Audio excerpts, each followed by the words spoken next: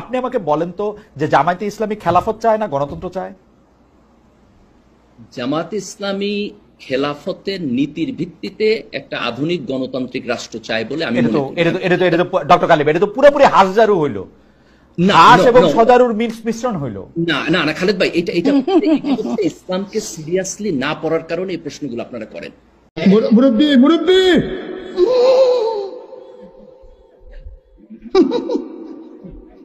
কোরআন এবং হাদিসের অপব্যাখ্যা করলো, এটা ভুল দাবি, মিথ্যা দাবি। শোনেন দলিল নেন। এর উত্তর হচ্ছে যে গণতন্ত্র হারাম, সেটা যদি অন্য দলের জন্য হারাম হয় তো জামাত ইসলামের জন্য হারাম, আমার জন্য হারাম, আমাদের জন্য যদি হারাম হয় তো তাদের জন্য হারাম। গণতন্ত্রের রাজনীতি করা জায়েজ নয়। এই ধরনের লোকরা এখন ক্ষমতায় আসতে চায়। এরা ক্ষমতায় এসে কাদেরকে পরিচালনা করবে? বিসিএস ক্যাডার, যারা সচিব, যারা সমাজের সবচেয়ে বড় বড় ক্রিম, সমাজের সবচেয়ে জ্ঞানী ব্যক্তি হিসেবে পরিচিত, তাদেরকে পরিচালনা করবে কারা? হিরো আলমরা। যারা ঈমান এনেছে এবং যারা আমলে সলেহ করেছে, এদেরকে আল্লাহ রাব্বুল আলামিন খেলাফত দান করেন। ঈমান এবং আমলে সলেহের বিষয়টাই তো আমরা এখনো পর্যন্ত মানুষকে বুঝাতেই পারিনি। 99% মানুষ এখনো জানে না শিরক কি জিনিস, 99% মানুষ জানে না তাওহীদ কি জিনিস। তবে যখন ক্ষমতা চাচ্ছেন, আল্লাহ রাসূলের সুন্নাতের খেলাফ কাজ করছেন না?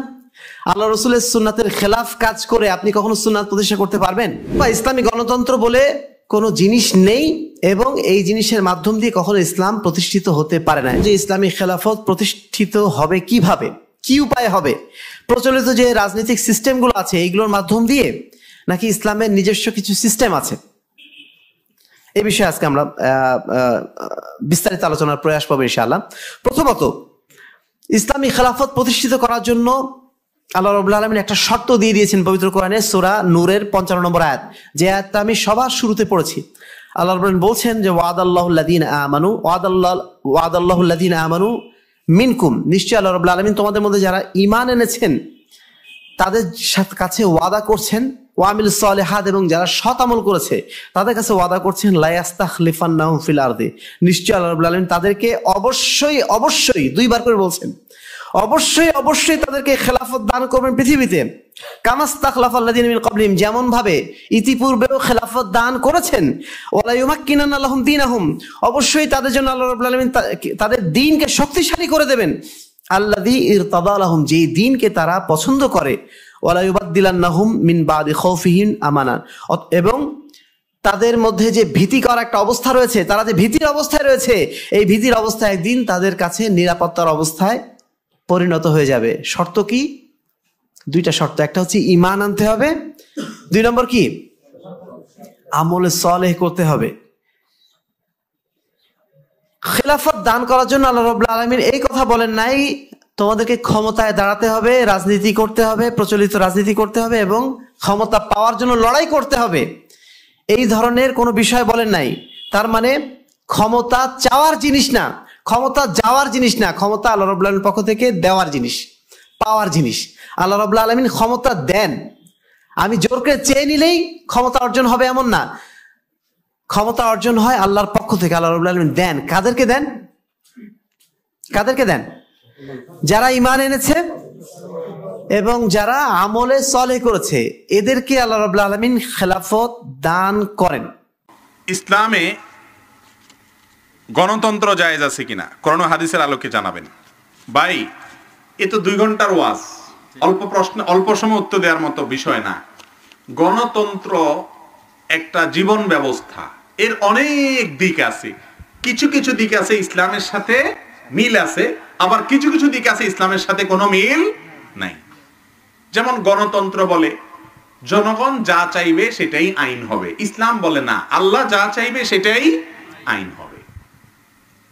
তাহলে এখানে গণতন্ত্রের সাথে ইসলামের কি নাই? মিল নাই। আবার গণতন্ত্রে মানুষের মতামত নিয়ে সরকার গঠন করার কথা বলে। সাহাবায়ে কেরামের যুগে খলিফাদের অনেকের নির্বাচনের সময়ও এরকম মানুষের মতামত সংগ্রহ করে সেটার উপরে ভিত্তি করে খলিফা নির্বাচন হয়েছে। এরকম অনেক দিক থেকে মিল আছে। গণতন্ত্র সুশাসনের কথা বলে, ইসলামও সুশাসনের কথা বলে, হয়তো পদ্ধতি ভিন্ন। কথা কি বুঝাতে পারছি? সব পয়েন্টে মিল, আবার সব পয়েন্টে অমিল এরকমও না, তবে মোটা দাগে দুইটা আদর্শ সম্পূর্ণ। জি, আপনার মূল্যবান মতামতের উপর ভিত্তি করছে কিছু মানুষের রাজনীতি করা বা না করা, জানি উপকৃত করবেন। এই বিষয়ে ওলামাদের দুটি মত রয়েছে এবং এগুলি হচ্ছে ইজতিহাদি ফতোয়া। ইসলাম সম্পর্কে যতটা যার জ্ঞান আছে নিজ নিজ দৃষ্টিভঙ্গি। একদল ওলামা কেরাম বলছেন যে বর্তমান পরিস্থিতিতে যে আমাদের যে অবস্থা, রাজনৈতিক অবস্থা, তাতে বড় অনিষ্টকে প্রতিহত করার জন্য এই রকমের রাজনীতি করা যাবে, মানে একবারে কোন একটা দলে সদস্য হওয়া যাবে এবং যেটাকে বলা হচ্ছে রাজনীতি করা যাবে। এটা হচ্ছে এক শ্রেণীর ওলামা কেরামদের দৃষ্টিভঙ্গি। আর এক শ্রেণীর ওলামারা বলছেন যে না, দলের আদর্শে বিশ্বাসী হয়ে, কারণ এগুলি সব বাতিল, গণতান্ত্রিক দল যাই হোক না কেন, সে ইসলামের লেভেল লাগিয়ে হোক, যারা ধর্ম ব্যবসায়ী অথবা দুনিয়ার গরজে যেসব রাজনীতি করছে রাজনীতিবিদরা, সেসব দলগুলি হোক, পার্টিগুলি হোক, কোনোটাতে আদর্শগতভাবে অংশ নেওয়া জায়েজ নয় বিশ্বাসী হয়ে। তবে বড় অনিষ্ট দূর করতে হবে, এটার ক্ষেত্রে দুই দলই একমত। বড় অনিষ্টকে দূর করার জন্য খারাপ অনিষ্ট আহ্বানুল বালিয়াতাইন, খারাপ অনিষ্টকে বরণ করে নিতে হবে। সামান্য খারাপ দিয়ে বা কিছু খারাপ দিয়ে বেশি খারাপকে বা বড় ধরনের খারাপকে দূর করার চেষ্টা করতে, কারণ আমাদের সামনে এই রাজনৈতিক ফিল্ডে খারাপ ছাড়া ভালো কিছুই নেই।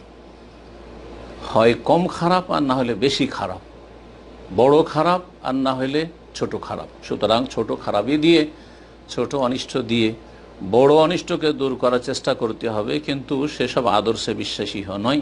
সাময়িকভাবে যারা ইসলাম মুসলিমের বড় শত্রু, ওই রকম দলগুলিকে প্রতিহত করার জন্য, দুর্বল করার জন্য এবং সরিয়ে দেওয়ার জন্য, যে দলগুলি নিরপেক্ষ দৃষ্টি রাখে এবং মানুষ হিসাবে বিচার করে, মুসলিম হোক আর অমুসলিম হোক সকলকে একই দৃষ্টিতে দেখে গণতান্ত্রিক পদ্ধতিতে, সেসব দলের সাথে সহযোগিতা করা বাঞ্ছনীয়। আল্লাহ তাআলা আলাম।